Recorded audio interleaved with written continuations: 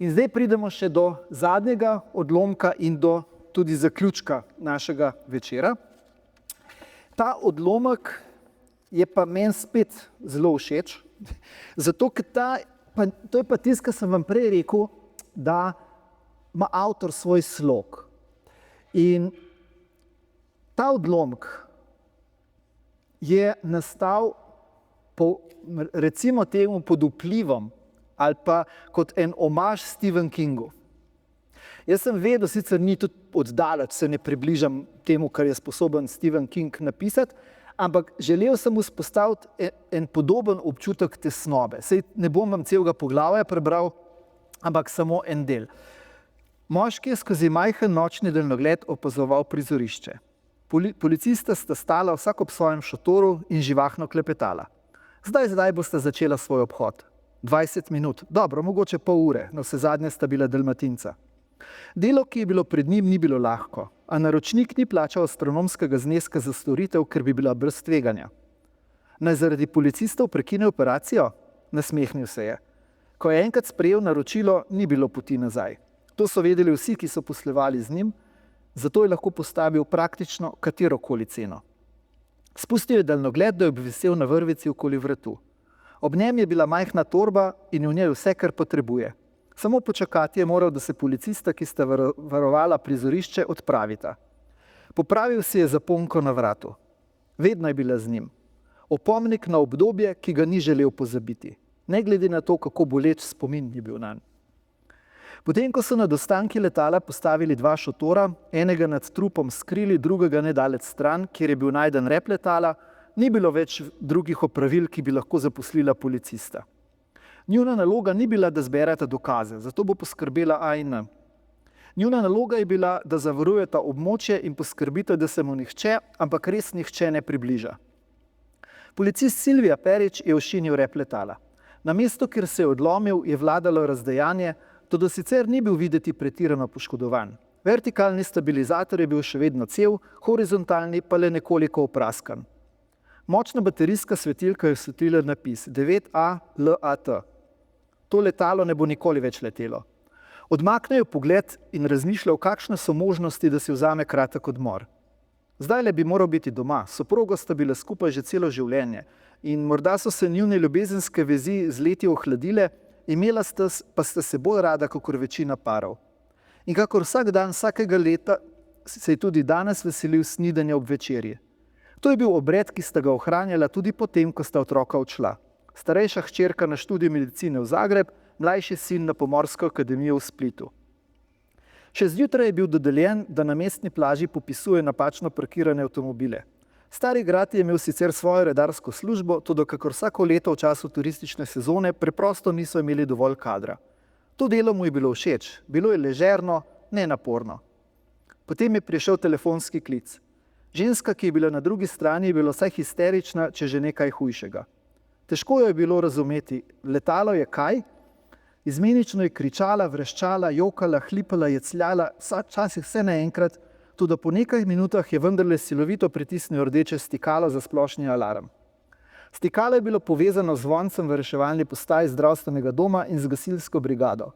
Imelo je en sam namen, poslanstvo, ki se je uresničilo tega dne. Hitro je tipkal informacije v računalniški terminal in odposlal signal obema postajama. Potem je v roke prijel telefon.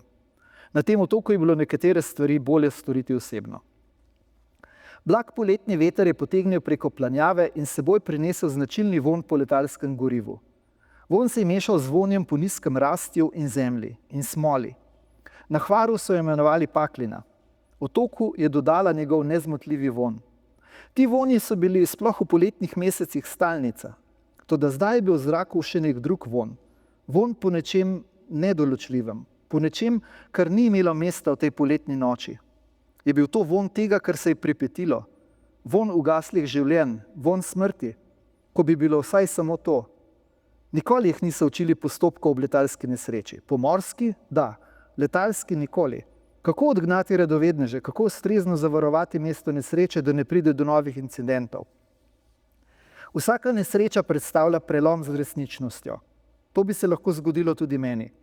Kadar vidimo zveriženo pločevino in poškodovanje v njej, opazujemo. Lažen občutek nadzora nad situacijo nas pomirja. Morda trpimo žrtvami, morda nas preplavita gnus in nelagodje. Toda kdo med nami lahko zanika adrenalin, ki napolni telo? Kdo lahko zanika vznemirjenje ob pogledu na razdejanje na cesti, na osamljen otroški čevelj, raztreščeno vsebino kovčka, ki ga je družina napolnila pred morebiti dnevom ali dvema, na pozabljenega medvedka ob ograji? Letalska nesreča spremeni vse. Za človeka je zrak nenaraven prostor. Letenje nam ni bilo dano skozi evolucijo, preprosto smo si ga vzeli. V letalu nimamo nobenega nadzora in kdo ne začuti vznemirjenja, ko motorji zarohnijo na vzletni stezi? Kdo ne stisne naslonjala za roke, ko mimo zdrsijo tla? Kako visoko smo? Je to 10 metrov, 5, 3, zadnji nepričakovani nihaj letala, tišina v kabini.